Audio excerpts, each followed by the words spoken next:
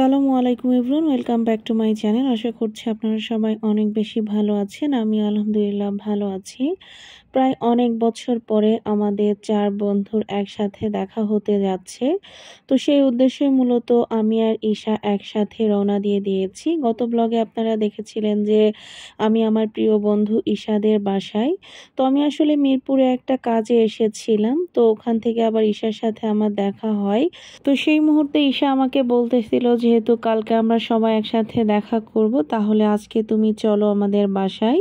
তো সেজন্য ওর কথা আর ফেলতে পারিনি। আর যেহেতু অনেক দিন হয়ে গিয়েছিল যে ঈশাদের বাসায়ও যাওয়া হয় না, তো ওই জন্যই মূলত গিয়েছিলাম। আর আজকে আমরা বাসা থেকে বের হয়েছি 12:30টার দিকে। এদিকে উবার পেতে পেতে একটা পার হয়ে গিয়েছিল। তো যাই হোক, ফাইনালি উবার পেয়েছি আর এখন আমরা যাচ্ছি উত্তরার দিকে।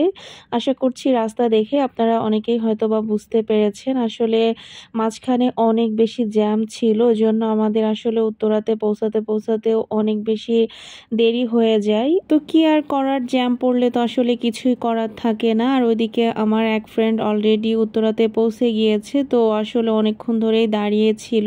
তো ওকে বলেছিলাম যে রাজলক্ষ্মীতে নেমে আলাউদ্দিন টাওয়ারের এখানেই দাঁড়াতে। তো এই যে আমরা এখন কিন্তু আলাউদ্দিন টাওয়ারের সামনে। তবে এই জায়গা আসার সাথে সাথে আমার পুরোনো দিনের কিছু স্মৃতি মনে পড়ে গেল। উত্তরাতে আমার বিয়ের প্রথম দিককার অনেক স্মৃতি রয়েছে।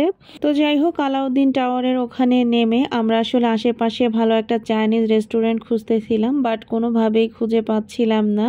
যেহেতু প্রায় অনেক বছর হয়ে গেল উত্তরাতে ওভাবে যাওয়া হয় না, তাই রেস্টুরেন্টের কথাও আসলে ওই মুহূর্তে ভুলে গিয়েছিলাম। তবে নিগার প্লাজার পাশে স্বপ্নের বিল্ডিং এর রুফটপে রয়্যাল কুইজিন বাফেট রেস্টুরেন্ট রয়েছে, তো সেখানে আমরা গিয়েছিলাম। তো যাওয়ার পরে দেখি যে ওখানে একটা বিয়ের অনুষ্ঠান হচ্ছে, আর এত পরিমাণে ভিড় ছিল যে ঠিকঠাকভাবে বসার জায়গাও ছিল না। সেজন্য আমরা ওখান থেকে নেমে আসি। আর আসলে বাফেটের টাইমও অনেকটা শেষের দিকে ছিল। আর আমরা আজকে মূলত উত্তরাতে এসেছি আমার বন্ধু ইলার সাথে দেখা করার জন্য। তো এখানে মাস্ক পরা যাকে দেখতে পাচ্ছেন, ও হচ্ছে গিয়ে ইলা। আর মাঝখানে স্বপ্নিল, আর ওই পাশে হচ্ছে গিয়ে ঈশা।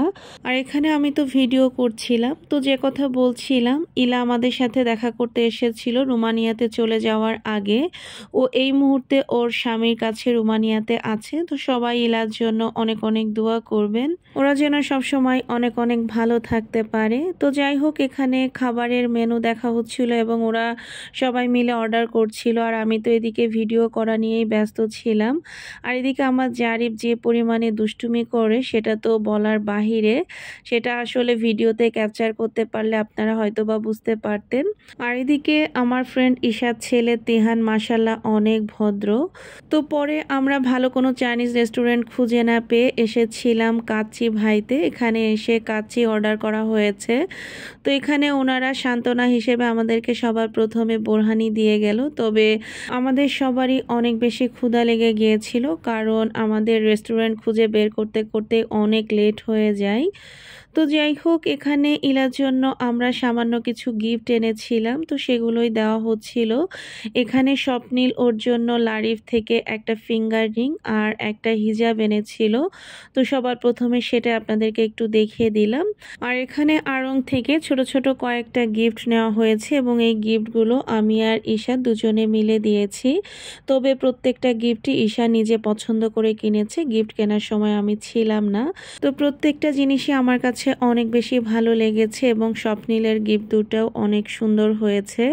আর এত ছোট ছোট গিফট দেওয়ার একটাই কারণ ছিল, ও যেহেতু দেশের বাহিরে চলে যাবে, তো ওখানে আসলে বেশি ভারী জিনিস ও নিয়ে যেতে পারবে না দিলেও। ওর লাগেজ অলরেডি একদম ফিল আপ হয়ে গিয়েছিল। তো এই গল্পগুলো আগে থেকে আমাদের কাছে করেছিল। তো সেটা ভেবেই আমরা আসলে ছোট ছোট গিফট দেওয়ারই চেষ্টা করেছি, যাতে ওই জিনিসগুলো সাথে করে নিয়ে যেতে পারে, এবং প্রত্যেকটা জিনিস সাথে করে নিয়েও গিয়েছে। তো ফাইনালি আমাদের খাবারও চলে এসেছে।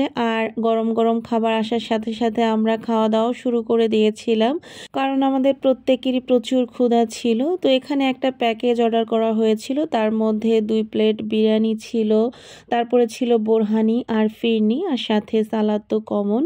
তো ওনাদের খাবারগুলো বেশ মজা ছিল। আর এই ট্রিটটা ঈশা আমাদেরকে দিয়েছে, যেটা না বললেই নয়। তো যাই হোক, খাওয়া দাওয়া শেষ করে এখন আমরা চলে এসেছি বাহিরে। তো নিচে আসার সাথে সাথে জারিফ এই এয়ার বেলুনগুলো নিতে চাচ্ছিল, তাই তাদের দুইজনকে দুইটা কিনে দিলাম। তো এখন আমরা আসলে একটা পার্ক খুঁজতেছিলাম যেখানে গিয়ে আমরা সবাই মিলে একটু গল্প করতে পারবো। যেহেতু আমাদের সবার একসাথে অনেকদিন পরে দেখা হয়েছে, তো আমাদের সবারই আসলে অনেক গল্প জমে আছে। তবে আমাদের হাতে আসলে খুব বেশি সময় ছিল না, খাওয়া দাওয়ার পরে আমরা আসলে আর খুব বেশি সময় পাইওনি। তো পরে আমরা একটা পার্ক খুঁজে বের করে সেই পার্কে এসে এখানে একটু বসেছি। তো এখানে ওরা তিনজন বসেছিল, আমার আসলে বসার কোনো উপায় ছিল না। প্রথমত যেহেতু আমি ভিডিও করছিলাম, তো টুকটাক ভিডিও তো আমার চলতেই থাকে। আর এদিকে জারিফ আর তিহান দুজনে দৌড়াদৌড়ি করছিল, তো ওদেরকে একটু খেয়াল রাখছিলাম, কারণ বাচ্চা মানুষ দৌড় দিয়ে কোথায় চলে যায়। পার্কটা তো আসলে বেশ বড় ছিল, তাই ওদেরকে আসলে চোখে চোখে রাখতে হচ্ছিল। বাচ্চাদেরকে নিয়ে কোথাও আসলে নিজেদের আসলে ওইভাবে শান্তি থাকে না, তারপরে কিছু তো আর করারও থাকে না। বাচ্চা থাকলে বাচ্চাকে নিয়েই সব জায়গায় যাইতে হবে। তো ওই জন্য আমি এখানে দাঁড়িয়ে দাঁড়িয়ে ওদের সাথে কথা বলছিলাম, আর আসলে মনে মনে ভাবছিলাম যে আমরা আবার কবে যে এই চার বন্ধু একসাথে হব আমরা কেউই জানি না। যেহেতু ইলা অনেক দূরে চলে যাচ্ছে, ও আবার কবে দেশে আসবে, তখন হয়তো বা ওর সাথে আমাদের আবার দেখা হবে ইনশাল্লাহ। আর এদিকে সন্ধ্যার পরে ইলার আসলে ডক্টরের অ্যাপয়েন্টমেন্ট ছিল, তো আমি আবার ইলার সাথে এসেছি। ওদিকে যেহেতু স্বপ্নিল আর ঈশা ওদের দুই বাচ্চাকে দুজন রেখে এসেছিল, ওই জন্য ওরা সন্ধ্যা লাগার সাথে সাথেই চলে যায়। আর এদিকে আমি ভাবছিলাম যে ইলা যেহেতু একা একা ডক্টর দেখাবে, তাই ওর সাথে আমি আরো বেশ কিছুক্ষণ সময় ছিলাম। আর এদিকে জারিফ আবার পেস্ট্রি কেক খাওয়ার জন্য বায়না করছিল, তো সাথে সাথে ইলা আবার জারিফকে পেস্ট্রি কেক কিনে দিয়েছে এবং সে বসে সেটা খুবই মজা করে খাচ্ছিল। তো সবার প্রথমে আমরা গিয়েছিলাম ল্যাবএইডে, ওখানে ওর কিছু টেস্ট ছিল, তো সেগুলো নিয়ে এখন আমরা আবার চলে এসেছিলাম ক্রিসেন্ট হসপিটালে।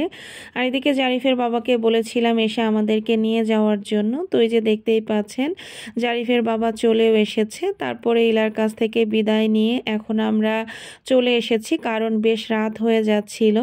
আর এদিকে বিদায় নেওয়ার সময় আমি আর ইলা দুজনে অনেক কান্না করে ফেলি, কারণ খুবই খারাপ লাগছিল যেহেতু অনেক দূরে চলে যাবে। আর এদিকে রাতে তো বাসায় কোনো রান্না ছিল না, তাই বাসার নিচের হোটেল থেকে খেয়ে বাসায় এসেছি। আর এখানে রমজানের জন্য জারিফের বাবা আবার একটা ট্যাঙ্ক এনেছে, তো সেটাই বাসায় এসে আমাকে দিচ্ছিল।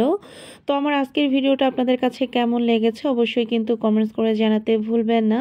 সবাই ভালো থাকবেন, সুস্থ থাকবেন, আমাদের জন্য দোয়া করবেন। আল্লাহ হাফেজ।